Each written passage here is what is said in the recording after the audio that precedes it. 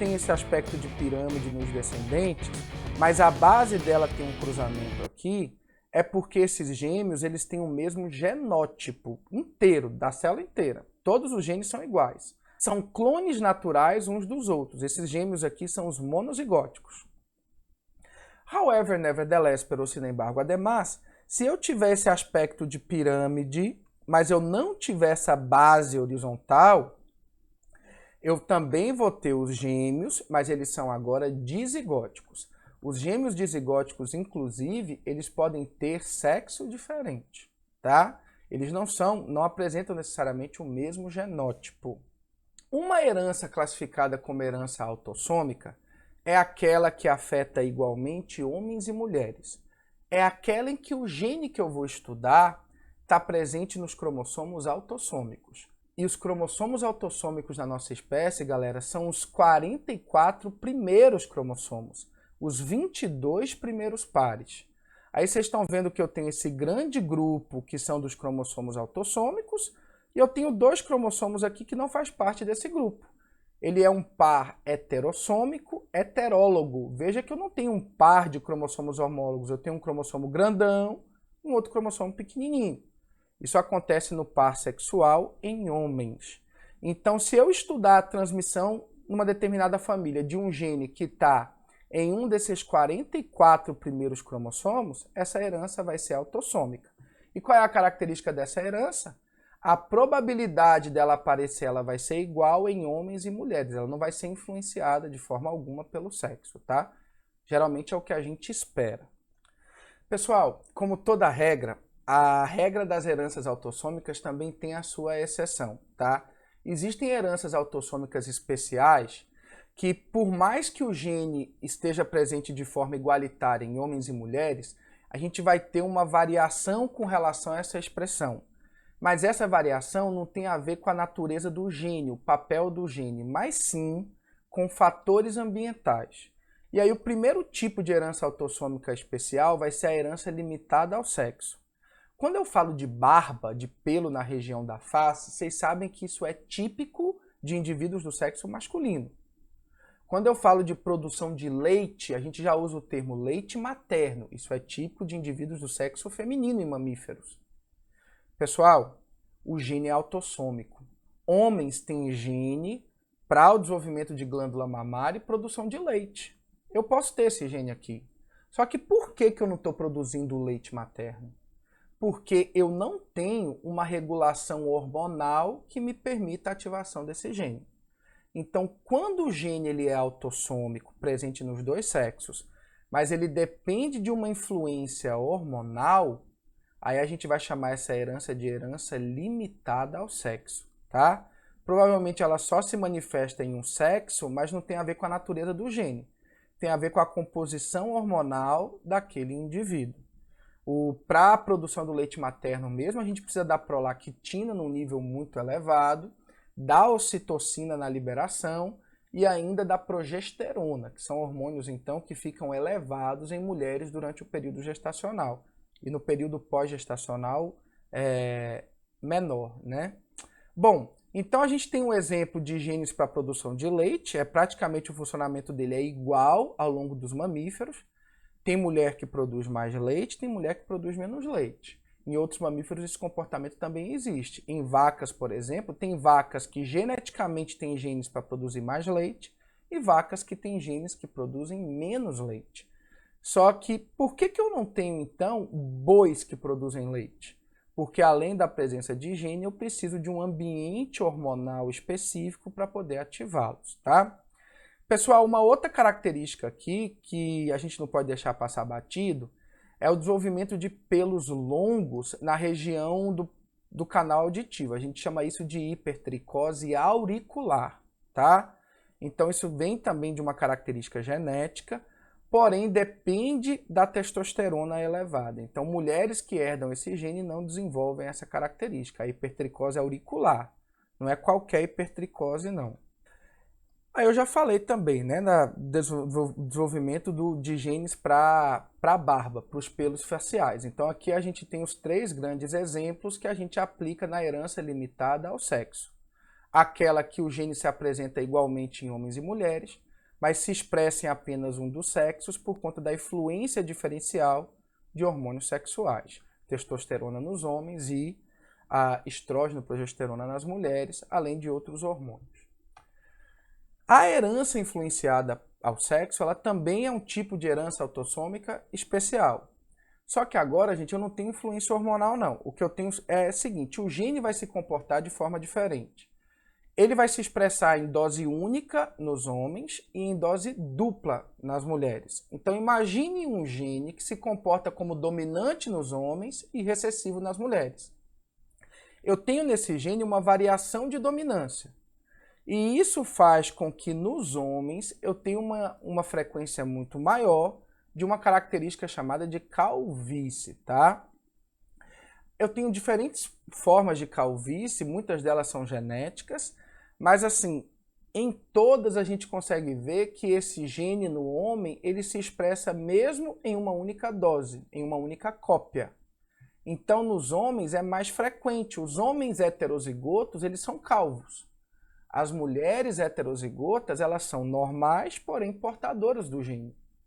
É muito comum você ser calvo por uma característica que veio da sua mãe. Sua mãe não é calva. Aí você vai pensar assim, poxa, eu sou heterozigoto e sou calvo. Minha mãe é heterozigota e não é calva. Por quê?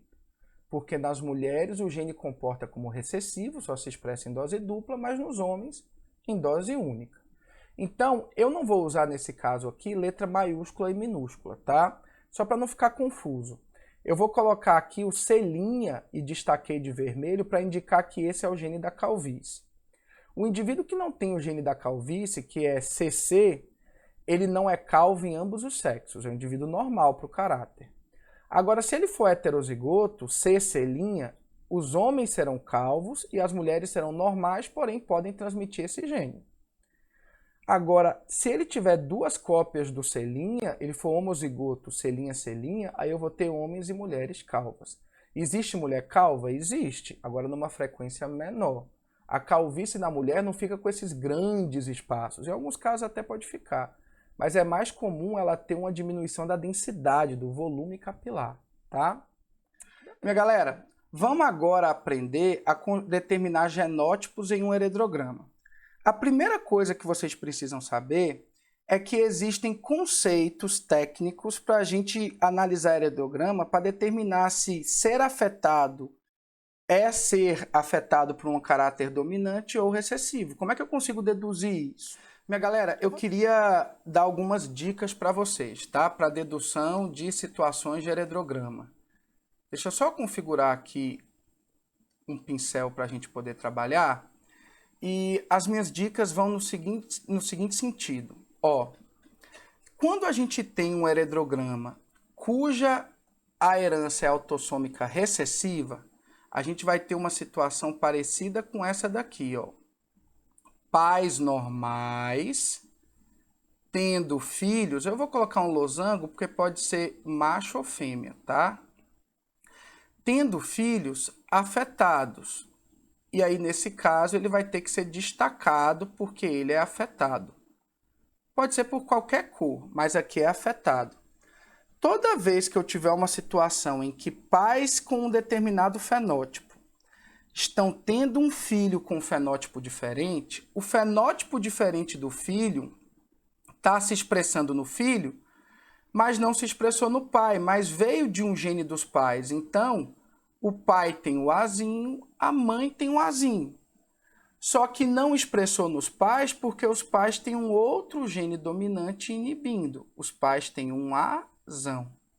Então, toda vez que você tiver um pedaço do heredograma em que você tem pais normais tendo um filho afetado, nesse caso, ser normal é ser dominante e ser afetado é recessivo.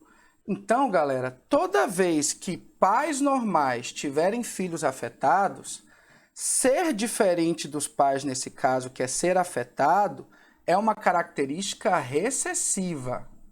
E os pais normais são dominantes. Só que para terem filhos afetados, eles tinham algum gene que não expressava neles, mas foi transmitido e passou a se expressar no seu filho. Então, pessoal, Nesse caso aqui, a gente vai classificar a herança como autossômica recessiva, tá? Toda vez que você achar essa situação no heredograma, você já sabe que os afetados são azinho, azinho, e quem não é marcado tem que ter pelo menos um azão. Qual seria o outro exemplo? Que a gente vai usar o mesmo raciocínio. Imaginem pais afetados tendo, vou colocar aqui, ó, afetados, tá? Marcados.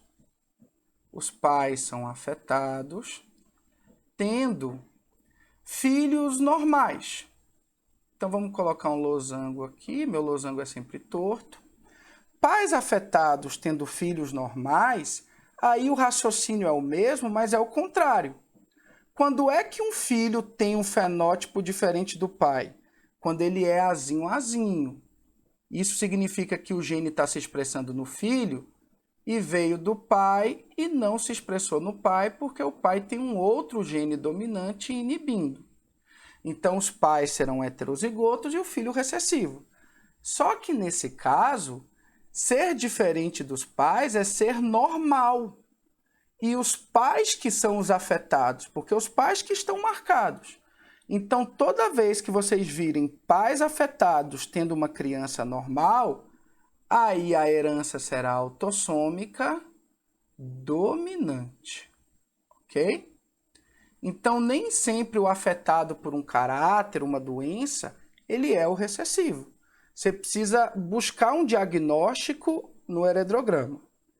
Vamos ver isso na prática? Ó, nesse primeiro exemplo, eu vou atrás de um daqueles conceitos que eu vi. Então, vamos imaginar aqui, ó, pais normais aqui, não, eu tenho um pai afetado e uma mãe normal, então não serve essa parte. Um pai normal, a mãe afetada não serve.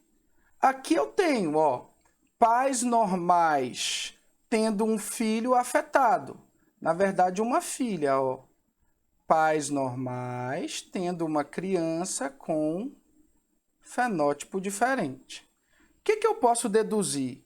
Que a criança com fenótipo diferente, ela é azinho, azinho, e os pais normais, eles são heterozigotos, né? Então, isso aqui eu deduzi. Uai, prof, então ficou tranquilo para mim. Ó, vamos colocar de forma mais organizada, pessoal. Então, quem é afetado necessariamente é azinho, azinho. Então, esse indivíduo aqui também, ó, essa mãe aqui é azinho, azinho. Esse pai é azinho, azinho. Beleza. E quem não é afetado, eu já descobri que tem que ter pelo menos um azão. Então, todo mundo aqui tem pelo menos um azão. É o tal do azão traço, né? Agora, em alguns casos, eu consigo deduzir o genótipo completo. Olha só. Esse pai teve uma filha azinho, azinho. Então, um azinho veio da mãe e o outro veio do pai. Esse pai é heterozigoto, essa mãe também, porque eles passaram um azinho para a filha, cada um dos genitores. Esse rapaz aqui, ele é filho desse pai que só tem azinho. Então, o pai obrigatoriamente passou um azinho para ele. Então, ele é azão, azinho. E esse rapaz aqui recebeu um azinho da mãe. A mãe só tem azinho para dar para ele. Então, eu descobri que ele é azão, azinho. Esse pai aqui, tem como eu saber qual é o outro gene dele? Olha, gente, não tem. Porque eles só tiveram filhos dominantes e os dominantes podem ser azão, azão ou azão, azinho. Então, tipo assim, se ele tivesse aqui um azinho, poderia ter dado, por exemplo, assim, sorte, vamos falar nesse aspecto, e ter fecundado apenas os gametas que tinham o azão. Isso pode acontecer. Ele pode passar o azão para esse, pode passar o azão para esse. Agora, se ele tivesse 20 filhos e só tivesse dominante, aí já seria uma amostragem suficiente para eu dizer que ele é azão, azão. Mas com 2 filhos eu não consigo deduzir nada. Então, o mais correto nesses casos é a gente considerar que ele é apenas azão traço. E aqui eu construí o genótipo da galera inteira. Inclusive, esse aqui também, pessoal, ele é azão traço. porque ele pode ser tanto azão quanto azinho, não tem como eu saber, tá? Que na verdade é uma menina. Então, no primeiro exemplo nosso aqui de heredograma, ser afetado é ser condicionado por uma característica recessiva. Então, uma herança autossômica recessiva. E o segundo exemplo aqui. Vamos tentar achar algo que sirva para a gente no heredograma, tá? Então, a gente tem aqui uma condição de pais afetados tendo crianças normais. Isso me serve. Quando eu tenho genitores de fenótipos diferentes, isso não dá para eu fazer inferências.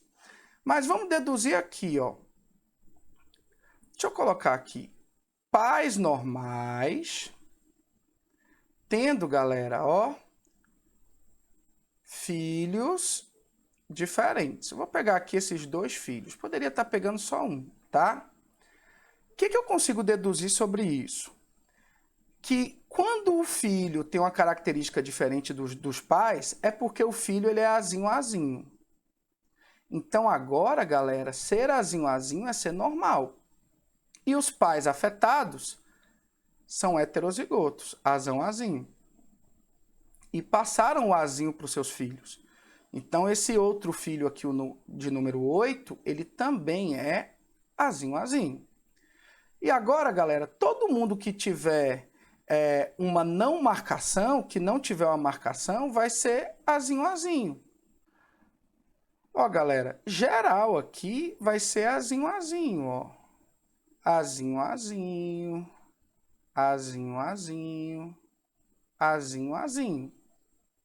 E quem é afetado tem que ter pelo menos um azão, né? Nos casos de dominância completa. Então, aqui tem um azão, tem um azão e tem um azão. Vamos tentar deduzir o genótipo dele, se é que tem jeito? Ó, aqui é uma filha só com azinho. Então, ela recebeu um azinho da mãe. A mãe aqui é heterozigota e ela recebeu um azinho do pai. A mesma coisa com esse pai aqui. Eles tiveram filhos todos recessivos. Então, é porque o pai tem que ter um azinho. Aqui, a gente já tinha visto que eles eram azinho. E aí, vamos lá. Esses dois aqui, galera, eles podem ser tanto azão quanto azinho. Porque isso pode vir do cruzamento desses pais. Eu não consigo bater o martelo, tá? Dessa forma, eu vou deixá-los azão-traço. Beleza? Tranquilidade?